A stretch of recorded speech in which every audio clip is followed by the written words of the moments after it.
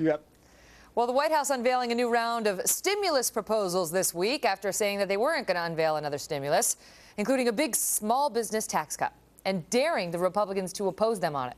But Republicans are calling this a political show, saying there is no way these bills can be passed by November and are instead a political stunt. Fox News contributor Leslie Marshall is a syndicated radio talk show host, and Lars Larson is also a syndicated radio host. All right, panel, so, amazing that, people are accusing both sides, really, of playing politics in advance of the election. But, Leslie, you're the Democrat. You've defended the Obama administration on stimulus in the past. What do you say? Is it possible that with pundits saying there's no way he can pass this before the elections, that this is really just a political stunt? Well, he can't pass it if Republicans aren't going to vote for it and blue dog Democrats aren't going to vote for it, which they're not going to, because they need to do anything that puts the economy at continues to have any kind of a standstill or makes the Democrats look bad in this economic time. Quite frankly, left or right, it should not be about November. It should be about the people, the economy, and jobs. And unfortunately, left and right, with an election in November, that's not happening, and this is nothing new. But it's sad that we don't learn from history. Does she have a point, Lars? You know that she's right. No. Does it inure to the Republicans' benefit to have the president get this passed and have it start helping the economy?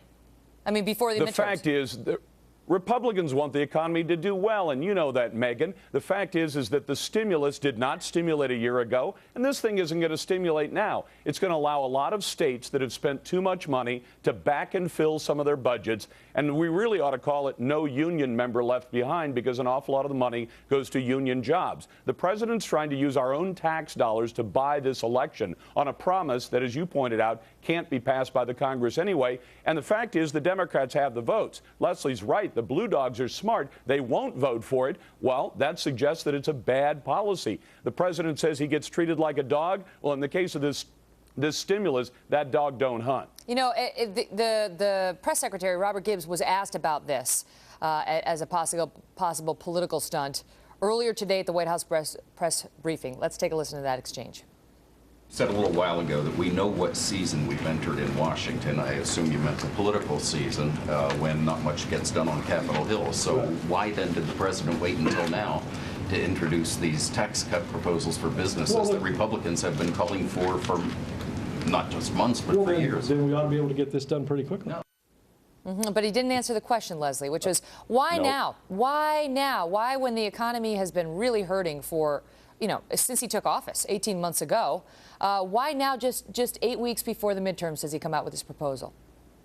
I'm glad that you mentioned 18 months ago, because that's true. From the second he walked in, the economy was already bad. He inherited this, and it's not, as I said before, when it takes you the better part of a decade to get to this point, it's not going to turn around in 18 months. The reason now is the American people are crying out, we need jobs, the stimulus isn't working, they're saying, and it is at a very slow pace, slower than what the government wanted, slower than what economists want, slower than what America wants, and America's very impatient. So yes, there is an election in November, but again, they say, Mr. President, what are you going to do about this? What are you going to do because you're going to let the Bush tax cuts expire? This is the response, and it happens to be now, and yes, it happens to be a couple of months, less than a couple of months before an election. Lars, does that explain the timing? Megyn.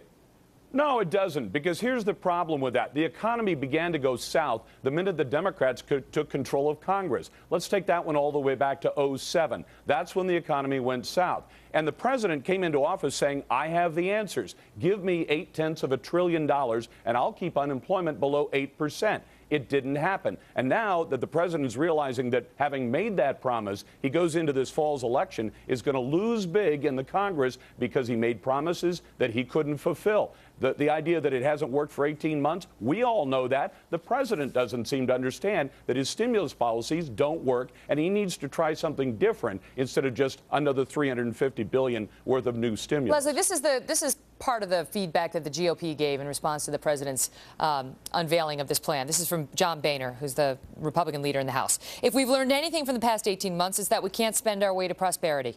We don't need more government stimulus spending. We need to end Washington Democrats' out-of-control spending spree. stop their tax hikes and create jobs by eliminating the job-killing uncertainty that's hampering our small businesses. So, I mean, basically, it's the party line from the GOP again that this is basically just more spending in a year where we've already had enough spending, according to them, where we already have record deficits and record debts, and they've gone up enormously under President Obama, and they accuse him of basically bankrupting our children and our grandchildren, in this case, just to win an election.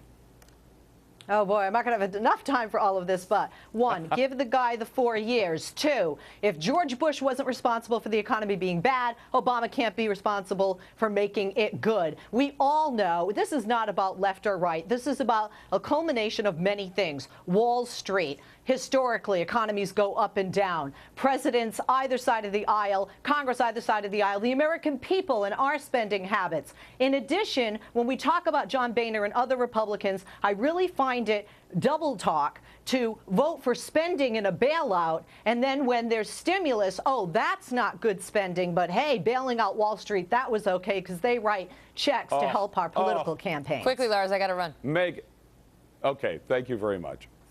No, I'm going to let you go. Just keep it quick. Great. Well, you're right. Leslie's right. There aren't enough words to explain how badly this president has botched it. The fact is, Marxist redistribution of people's wealth might work, but the fact is that, you know, spending the people's money on what the government thinks is smart is not going to rescue this economy. Good. Nice and pithy, and good panel debate back and forth. We appreciate you both being here. Thanks, Leslie Megyn. and Lars, all the best to both. Thanks, Megyn.